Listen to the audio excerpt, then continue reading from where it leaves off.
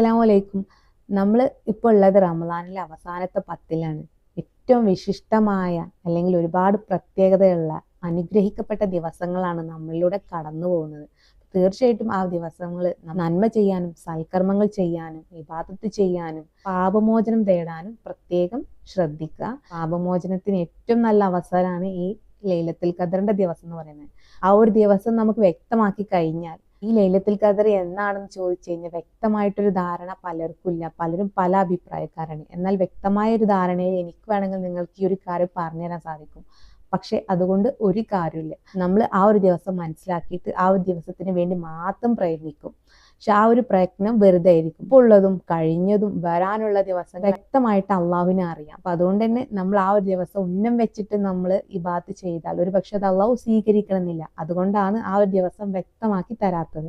തീർച്ചയായിട്ടും നമ്മൾ പരമാവധി ഇനിയുള്ള ദിവസങ്ങൾ മുഴുവനും, കാരണം ഏറ്റവും നല്ല സ്വപ്നങ്ങൾ നമുക്ക് ലഭിക്കുന്ന ദിവസങ്ങളാണ് ഈ ലൈലത്തുൽ ഖദറിന്റെ ദിവസങ്ങളും അവസാനത്തെ 10 ദിവസങ്ങൾ എന്ന് പറയുന്നത്.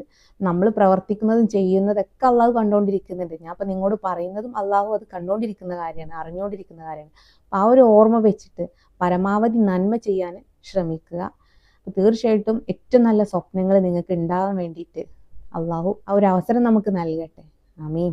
നിങ്ങളുടെ പ്രാർത്ഥനയിൽ നിങ്ങൾ എന്നെ ഉൾപ്പെടുത്തുമെന്ന് ഞാൻ വിശ്വസിക്കുന്നു. അപ്പോൾ അസ്സലാമു അലൈക്കും.